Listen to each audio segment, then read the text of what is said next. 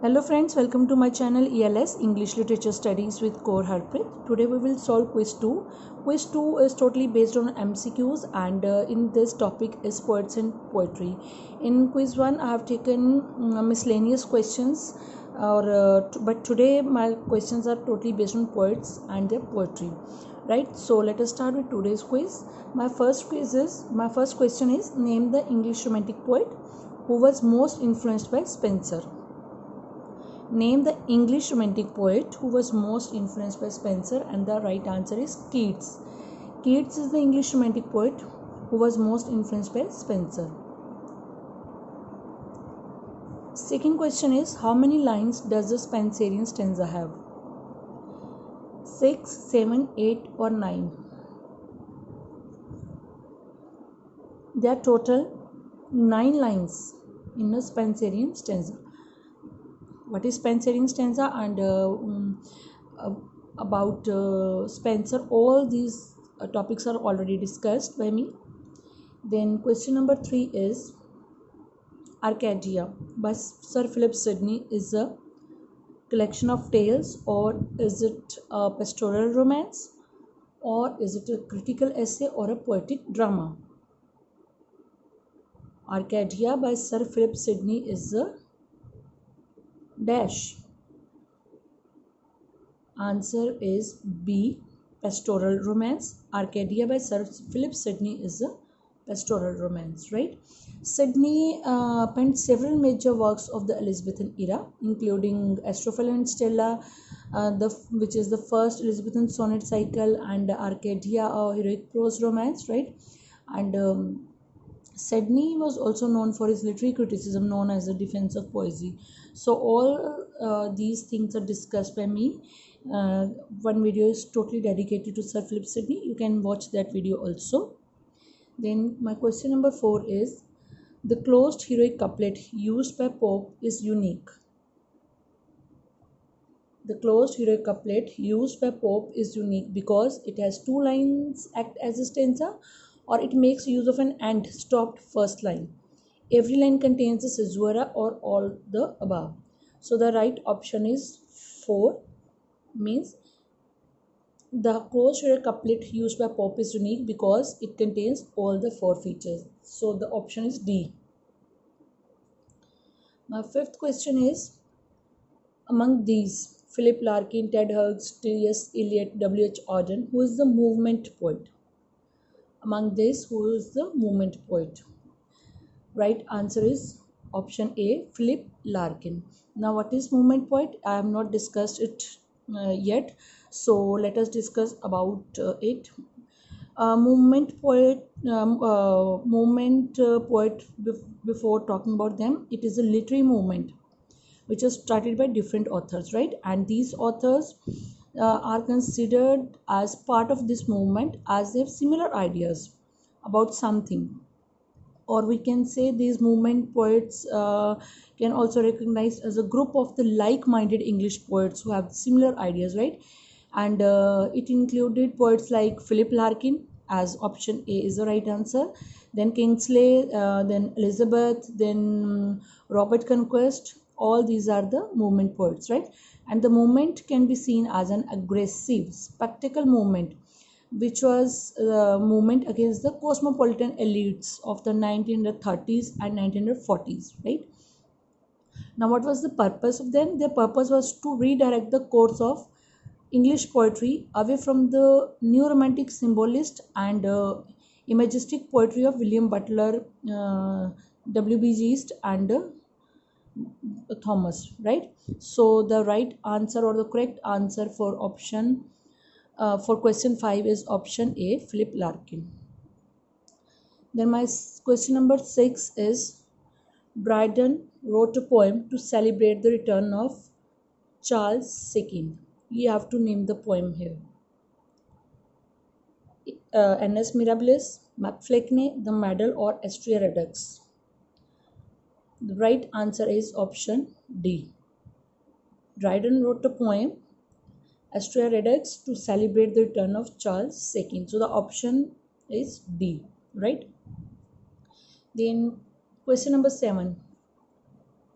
Which epithet cannot be applied to Robert Frost's poetry? Regional, dramatic, conversational, or neoclassical? Here the question is which cannot be applied, right? So the correct answer is option D, neoclassical. Question number 8. Who said these lines? Who has said Byron is one of the most concretely objective of all our poets? This is a statement given by whom? Batson, Baker, Henry, or Abrams? Who has said about Byron that Byron is one of the most concretely objective of all our poets?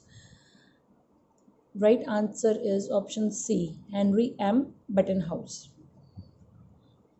Question number 9.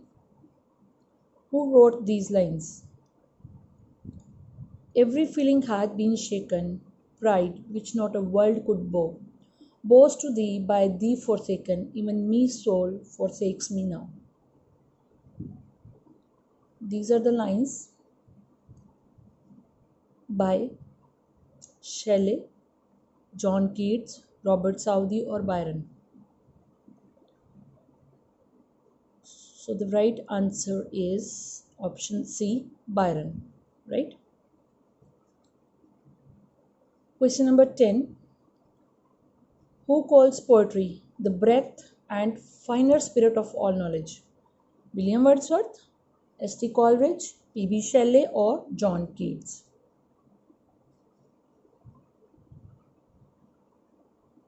Poetry is called as the breadth and finer spirit of all knowledge. By whom?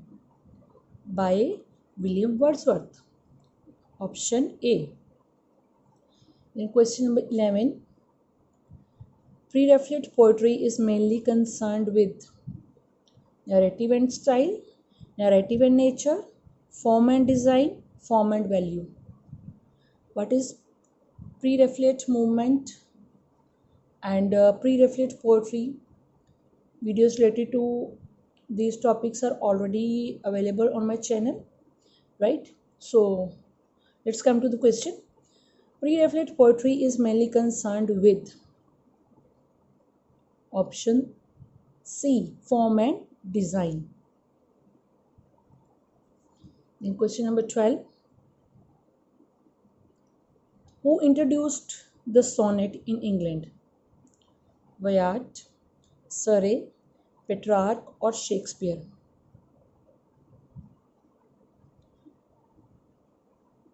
Who introduced the sonnet in England? Again, this topic